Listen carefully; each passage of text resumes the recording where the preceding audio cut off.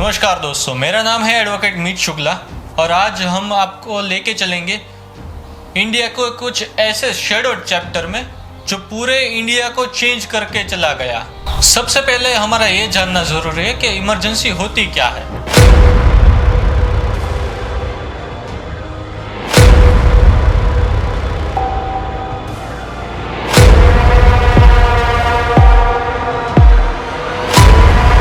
Indian constitution में article 352 allow करता है इमरजेंसी को जब नेशनल सिक्योरिटी थ्रेट हो, जैसे वॉर, एक्सटर्नल एग्रेशन या आर्म्ड रिबेलियन। पर इसका मतलब कॉमन लोगों के लिए क्या होता है?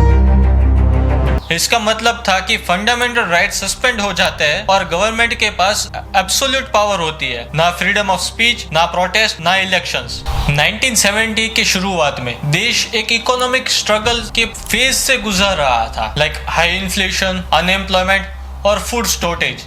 ये तीन मेजर इश्यूज थे 1970 की शुरुआत में।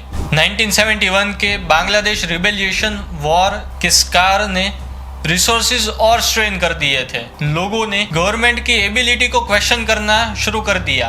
1974 गुजरात नवीनतम आंदोलन एक स्टूडेंट प्रोटेस्ट का करप्शन के अगेंस्ट, जो बढ़ते बढ़ते वर्कर्स और जनरल पब्लिक का आंदोलन बन गया। इसका रिजल्ट था प्रेसिडेंट्स रूल इन गुजरात और फ्रेश इलेक्शंस इन जून 1975, जिसमें कांग्रेस की हार हुई। बिहार में 1974 के जयप्रकाश नारायण जेपी, जो गांधीयन सोशलिस्ट थे, ने एक टोटल रिवॉल्यूशन का कॉल किया। करप्शन और अनएम्प्लॉयमेंट के खिलाफ प्रोटेस्ट ने कांग्रेस को और वीक कर दिया। 1974 के रेलवे स्ट्राइक्स, जो सोशलिस्ट लीडर जॉर्ज फर्नांडिस के स्ट्राइक्स ने 3 वीक के लिए पूरा देश बंद कर दिया। जून 12 1975 इलाहाबाद कोर्ट का वर्डिक्ट आया। State of Uttar Pradesh versus Rajnarayan case में जस्टिस जगमोहन लाल सिन्हा ने इंदिरा गांधी को इलेक्टोरल माल प्रैक्टिसेस के लिए 6 साल के लिए गुनहगार पाया, जिसके मुताबिक यह था कि 6 साल के लिए वो कोई भी पब्लिक ऑफिस एक्सेप्ट नहीं कर सकते। 6 साल के लिए उनको डिस्क्वालीफाई कर दिया उन चीज़ों से। इलाहाबाद हाई कोर्ट के वर्डिक्ट के बाद पॉलिटिकल स्टॉर्म पीक पर था। जेपी नारायण, मोरारजी देसाई और जॉर्ज फर्नांडिस ओपनली बोल रहे थे कि रेजिग्नेशन दीजिए हमें।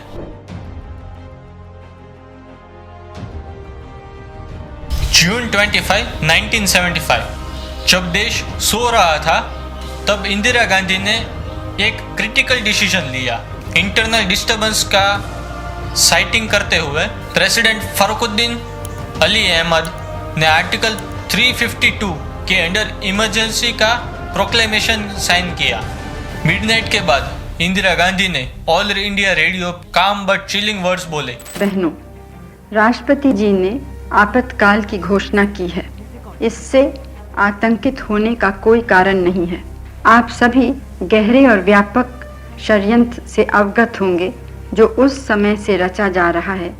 The president has claimed emergency. There is nothing to worry about. इसके बाद काफी प्लान्ड ऑपरेशन के तहत ऑपरेशन लीडर्स को अरेस्ट कर लिया गया, like JP Narayan, Morarji Desai, LK Advani और अटल बिहारी वाजपेयी को उन्हें उनके घरों से उठाया गया। प्रेस जग चुकी थी, डिसेंट साइलेंस्ड और इमरजेंसी लग चुकी थी। अ डार्क चैप्टर जो 21 महीनों तक चलेगा। ये इंटेंस टाइम के बारे में और जानने के लिए देखते रहे और एक लाइक, एक सब्सक्राइब और बेल आइकन को दबाना मत भूलिए। जुलाई 1975 के बाद गवर्नमेंट ने अपनी ग्रिप और टाइट की। हर एक न्यूज़पेपर आर्टिकल्स गवर्नमेंट के अप्रूवल के बाद पब्लिश होता था। इंडियन एक्सप्रेस और द स्टेटमेंट जैसे पेपर्स अपने एडिटोरियल सेक्शंस ब्लैंक छोड़ते थे। तो प्रोटेस्ट के रूप में 1 लाख के करीब लोग, इंक्लूडिंग एक्टिविस्ट और ऑपोजिशन लीडर्स जो गिरफ्तारी होने से बच गए थे, उन्होंने अंडरग्राउंड अपना प्रोजेक्ट शुरू रखा। उन्होंने रेजिम के खिलाफ रेजिस्टेंस जारी रखा। राष्ट्रीय स्वयंसेवक संघ काफी एक्टिव रहा, रियल न्यूज़पेपर स्प्रेड करने और प्रोटेस्ट ऑर्गेनाइजेशंस ऑर्गेनाइज करने की में नरेंद्र मोदी जैसे लीडर्स डिस्गाइज में रहे अरेस्ट से बचने के लिए और लोगों को तक अपनी इंफॉर्मेशन पहुंचाते रहे। द इंडियन अंडरग्राउंड और पैम्फलेट्स ने सच्चाई रिवील करने का काम किया। इन्होंने इम्प्रिजन्ड लीडर्स और पब्लिक के बीच कम्युनिकेशन अलाइव रखा। 1976 में ओवर 6.2 मिलियन स्टेरिलाइजेशंस फोर्सफुली परफॉर्म किया गया। दिल्ली में स्लम डिमोलेशंस के नाम पर हजारों लोगों को एक ही रात में घर से निकाल दिया। ह्यूमन राइट्स ऑर्गेनाइजेशंस और फॉरेन गवर्नमेंट्स ने इमरजेंसी को ऑथराइजेशन रेजिम के इक्वल बोला। डेमोक्रेसी के एक स्ट्रॉन्ग सिंबल के रूप में इंडिया की इमेज टार्निश हो गई।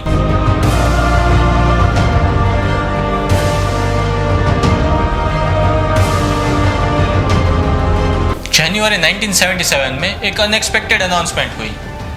19 महीनों के स्ट्रिक्ट कंट्रोल के बाद इंदिरा गांधी ने ऐलान किया कि अब होगा इलेक्शंस, जो होगा मार्च में। जेपी नारायण, अटल बिहारी वाजपेयी, LK आडवाणी और दूसरे कई सारे लीडर्स को फाइनली रिलीज कर दिया गया। सेंसरशिप लूज हो गई और ऑपोजिशन लीडर्स ने पॉलिटिकल एक्टिविस्ट दोबारा शुरू किया। ऑपोजिशन ग्रुप्स यूनाइट हुए और जनता पार्टी बनी।